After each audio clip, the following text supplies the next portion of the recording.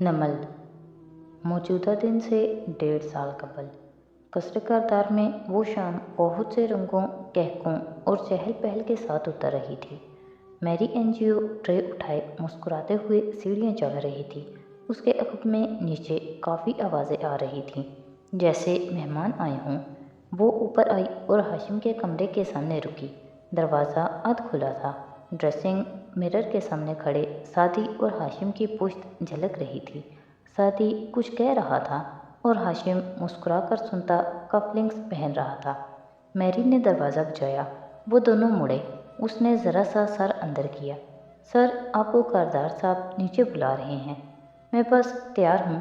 उसने दूसरा कफलिंग उठाकर पहनते हुए खुद को आईने में देखा। वो मुस्कुराकर सर हिलाती वापस मुड़ गई। सादी ने वापस उसे देखा। वो ऑफिस से अभी आया था और चूंकि सादी की पूरी फैमिली डिनर पे मदऊ थी, इसलिए वो आते साथ ही जल्दी जल्दी डिनर के लिए तैयार हो रहा था। नीचे सब खाना शुरू करने के लिए उसके मुंतज़िर थे। सादी बुलाने आया और फिर वहीं खड़ा हो गया, यहाँ तक कि मैरी को भेजा गया। मुझे डिनर का पता होता तो मैं जल्दी आ जाता। शेरीन बताना भूल गई थी। उसने परफ्यूम उठाकर कैप उतारते आईने में अपना अक्स देखते हुए कहा, सो तुम्हारी बहन ने बहुत टॉप किया है। उसने डिनर की वजह फिर से पूछी। जी, मगर वो तो पुरानी बात हो गई। अब तो इंट्री टेस्ट का रिजल्ट भी आ गया है और जब अंकल को उसके इंजीनियरिंग में एडमिशन का इल्म हुआ तो उन्होंने हमें डिनर पे मदऊ कर लिया। परफ्यूम का स्प्रे करते हुए हाशिम ने मुस्कुरा कर सादी को देखा। वो स्याह कोट और सफ़ेद शर्ट में मलबूस था। बाल पहले से छोटे थे और चेहरे की मतानियत और संजीदगी बढ़ चुकी थी। अंदाज अभी भी मासूम था।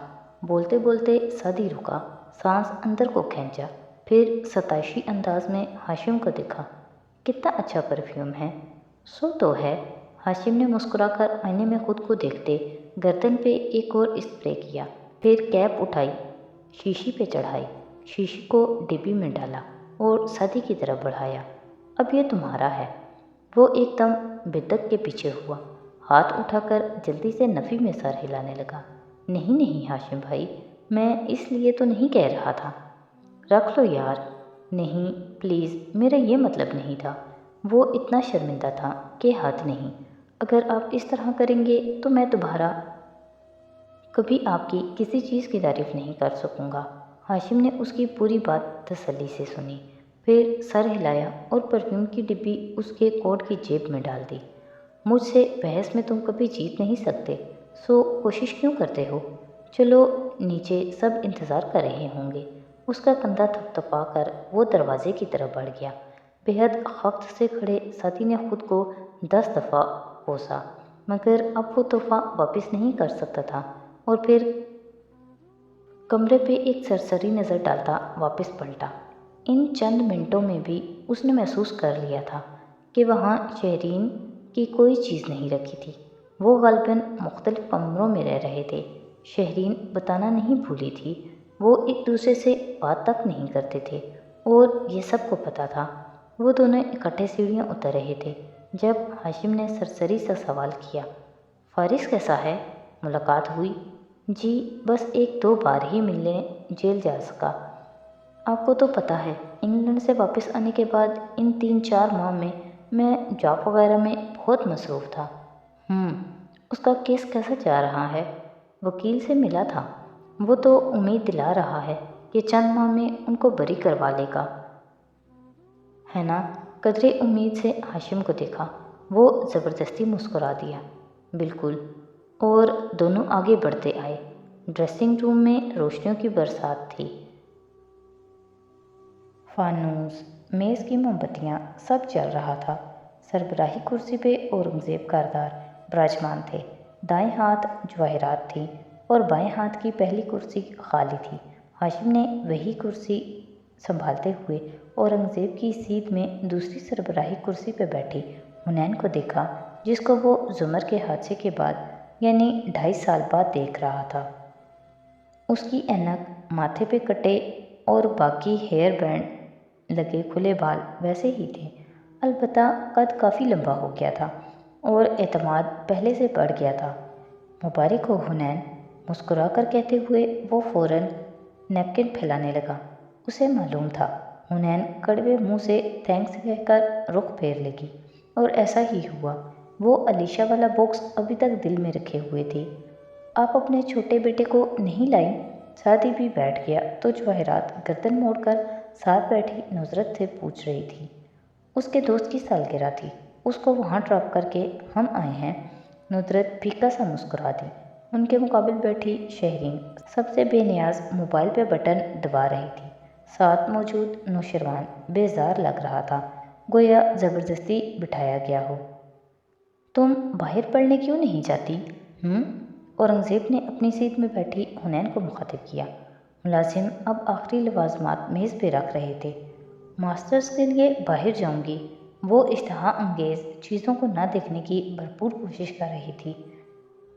اوکے، کھانا شروع کرتے ہیں۔ حنین تم شروع کرو، اورنگزیب نے اسے اشارہ کیا۔ وہ لمحے بھر کو رکی، امریکی ڈرامے یاد کرنے کی کوشش کی۔ یہ گورا ٹائپ لوگ کھانے کے شروع میں کیا کرتے ہیں؟ Toast, grease. حنین کو بہت اچھا قرآن آتا ہے، ترجمے کے ساتھ۔ ساتھی نے کھنگار کر اسے دیکھا۔ وہ چونک کر اس کی طرف متوجہ ہوئی۔ حنا، تم تھوڑا سا قرآن سنا دو اور پھر کھانا شروع کرو۔ حنین نے پہلے سعدی کو دیکھا، پھر اورنگزیب سمیت منتظر نظروں سے اسے تکتے لوگوں کو۔ اوکے، ایک آیت پڑھ دیتی ہوں۔ اس نے دوپٹہ سر پہ جمایا، ایک خفا نظر بھائی پہ ڈالی اور بظاہر مسکرا کر دعا کے لیے ہاتھ اٹھائے۔ اللہ تعالیٰ نے فرمایا ہے سورۃ المرسلات میں، کھاؤ اور پیو خوب مزے سے، بوجہ اس کے جو اعمال تم نے کیے ہیں۔ چہرے پہ دونوں ہاتھ پھیرے۔ اورنگزیب کو ترجمہ معلوم نہ تھا، بس سر ہلا کر گڈ کہا اور کھانے کا آغاز کرنے لگے۔ حنین نے مسکراتی آنکھیں گھما کر بھائی کو دیکھا، جو ضبط سے اف کر کے رہ گیا۔ آیات بھی اپنے مطلب کی یاد تھیں کٹو بیگم کو، مگر اس کے اف سے بے نیاز۔ وہ ڈشز میں سے چن کر چیزیں اپنی پلیٹ میں بھر رہی تھی۔ کھانے کے درمیان میں ہی شیرو کرسی دھکیل کر اٹھ کھڑا ہوا۔ اورنگزیب نے سوالیہ نظروں سے اسے دیکھا تو وہ میں سیر ہو چکا کہہ کر لاؤنج کی طرف چلا گیا۔ سعدی نے رک کر اسے دیکھا۔ اس نے جاتے جاتے بھی ایک اکتائی ہوئی نظر سعدی پہ ڈالی تھی۔ سعدی کی نظریں جھکیں۔ شیرو کی پلیٹ میں ذرا سا سلاد تھا، وہ بھی اس نے آدھا کھایا تھا۔ ان دونوں کی آخری دفعہ بات کب ہوئی تھی اسے یاد بھی نہ تھا۔ اور آج کل تم کیا دیکھ رہی ہو؟ اورنگزیب کے سوال پہ سعدی نے بے اختیار جیب میں ہاتھ ڈالا۔ شاید روئی کا کوئی گولا مل جائے جسے وہ کان میں ٹھوس سکے، کیونکہ ابھی کوریا نامہ شروع ہونا تھا۔ حنین نے تسلی سے منہ میں موجود نوالا ختم کیا اور پھر وہ شروع ہوئی۔ میرے نزدیک دنیا کا بہترین ڈرامہ ساؤتھ کوریا میں بنتا ہے۔ کورین فلمیں بھی زبردست ہیں، مگر کورین ڈرامے اور ان کے اداکار، ان کی کہانیاں، کیا بات ہے! پچھلے ایک سال میں نے 111 کورین ڈرامے اور فلمیں دیکھی ہیں، 50 فلمیں اور 61 ڈرامے۔ لی من ہو میرا فیورٹ ہے اور اس کا ڈرامہ سٹی ہنٹر۔ مگر اب میری انجیو میز کے وسط میں کروکمبوش رکھ رہی تھی، گول گول بالز کا مینار۔ حنا کا دل چاہا جلدی سے چند گیندیں توڑ لے، مگر اخلاقیات۔ اوہو، 111 فلمیں اور ڈرامے دیکھنے کے باوجود تم نے بورڈ کیسے ٹاپ کیا؟ ایک ٹکڑا توڑتے ہاشم نے یوں ہی پوچھا تو حنین نے چونک کر اسے دیکھا، پھر چہرے پہ ناپسندیدگی پھیل گئی۔ میں بہت کچھ ایک ساتھ کرنے میں ماہر ہوں ہاشم بھائی۔ ہاشم کندھے اٹھا کر کھاتا رہا۔ شیرین بس پلیٹ کو دیکھتی کھا رہی تھی۔ جواہرات مضطرب مگر مسکراتی نظروں سے بار بار لاؤنج کی سمت دیکھتی جہاں شیرو غائب ہوا تھا۔ سوائے سعدی کے وہ کسی کی بات کا اچھے دل سے جواب نہیں دے رہی تھی۔ شیرو اور اورنگزیب کا کسی نہ کسی بات پہ روز جھگڑا ہوتا، معمول بن گیا تھا۔ صبح بھی نئی گاڑی لینے کی فرمائش پہ اسے جھاڑ پڑی تھی، اور پھر سعدی کو برداشت کرنا اس کا جینا محال ہو چکا تھا۔ کھانے کے بعد سب لاؤنج میں آ بیٹھے تو وہ وہاں سے بھی اٹھ گیا۔ ٹی وی چلتا رہا، آوازیں، باتیں۔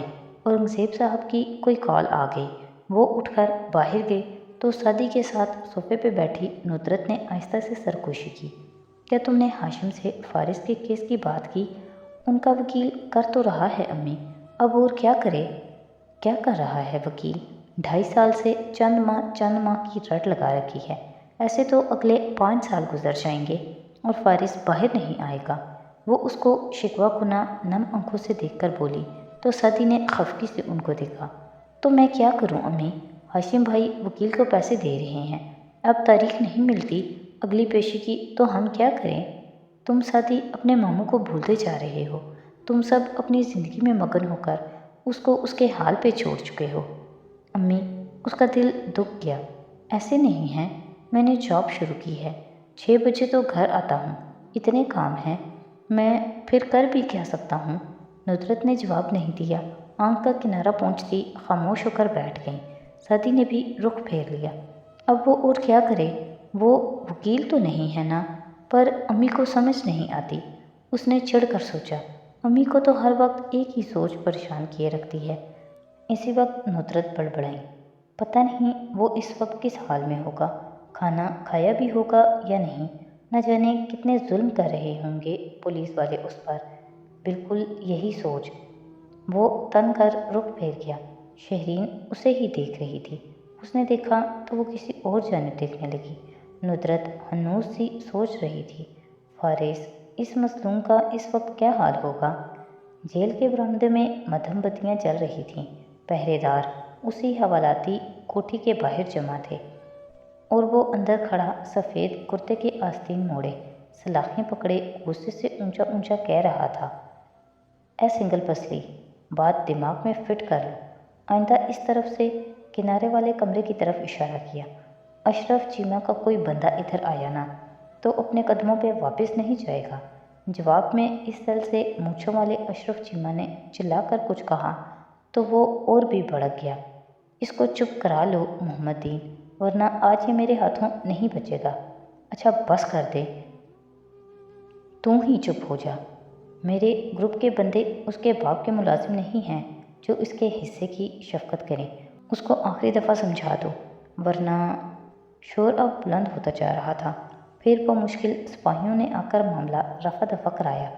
فارس کرتا سر جھٹکتا واپس زمین پہ آ بیٹھا۔ اس تاریک کمرے میں دوسرے کونے میں کوئی اور بھی بیٹھا تھا۔ غازی بھائی، یہ سپاہی آپ لوگوں سے ڈرتے کیوں ہیں؟ ہم چھٹ کر چلے جائیں گے، یہ یہیں ڈیوٹی دیتے رہیں گے، اصل قیدی تو یہی ہیں، وہ بیزاری سے بولا۔ پھر تیکھی نظروں سے اس لڑکے کو دیکھا جس کا چہرہ تاریکی میں تھا۔ اپنے حصے کا کام وقت پہ ختم کیا کرو، تمہارے باپ کی جیل نہیں ہے یہ۔ میرے ایک قیدی کی حیثیت سے بھی بہت رائٹس ہیں جن کی وائلیشن کے جرم میں گورنمنٹ آف پاکستان کو سو کر سکتا ہوں، اور جب سے میں ادھر آیا ہوں میرا ایک بھی رائٹ پورا نہیں کیا گیا۔ وہ بہت سنجیدگی سے کہتے ہوئے آگے کو ہوا تو چہرہ روشنی میں آیا۔ وہ خوش شکل نوجوان تھا۔ بال نوعمر لڑکیوں کی طرح ماتھے پہ کٹے تھے اور آنکھوں میں لاپرواہی تھی۔